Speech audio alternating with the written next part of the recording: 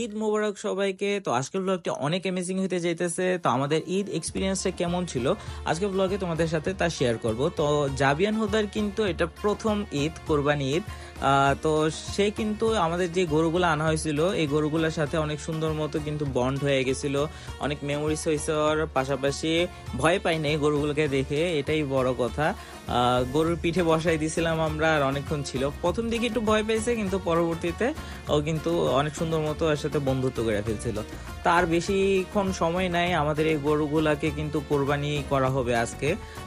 তো একদম সকালে উঠছিলাম, আমি সকালে উঠে কিন্তু গরুগুলোকে চেক টেক করছি, আমরা আদর টাদর করছি। দেন পাখিগুলো যে আছে আমার ছাদের এগ্রো প্রজেক্ট, ওদেরকে খাবার দেওয়া হয়েছে ঈদের একদম ভোর সকালে খাবার টাবার দিছি। দেন মাছগুলোকেও খাবার দিছি।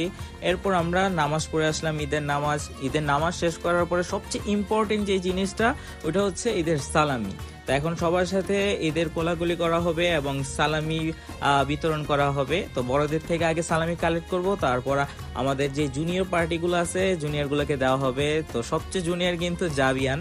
তো ও সবচেয়ে বেশি সালামি এবার পাইছে, বলতে গেলে রিচ কিড হয়ে গেছে। আর আমরাও কিন্তু মোটামুটি ভালোই সালামি পাইছি। তা এই সালামি দিয়েও আবার ট্যুর দেওয়া হবে, পাশাপাশি আরো এনজয়মেন্ট করা হবে। তো জাবিয়ানকে অনেকেই সালামি দিতেছিল, আর ও আমরা দেখতেছিলাম যে ছোট নোট নেয় নাকি বড় নোট নেয়। তো এই জিনিসটা অনেক সুন্দর একটা মেমোরিজ। পাশাপাশি দেখা গেল যে শেষমেশ কিন্তু ও 500 টাকার যে নোটটা ছিল ওইটাই নিছে। সো ইন্টেলিজেন্ট বয় বলতে গেলে।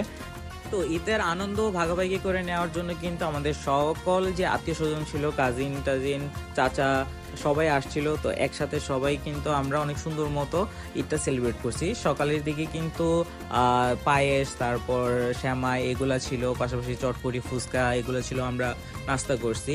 অ্যান্ড দেন কোরবানির যে গরুগুলো আছে ওদেরকে আর অল্প কিছুক্ষণের মধ্যে কিন্তু কোরবানি দেওয়া হবে।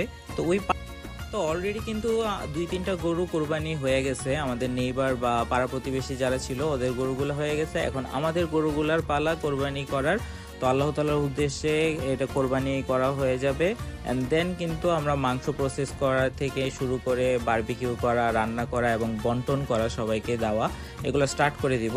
তো আমাদের রাবিব অলরেডি শুরু করে দিছে মাংস মেরিনেশন করা, দেন রান্নার প্রিপারেশন নেওয়া হচ্ছে।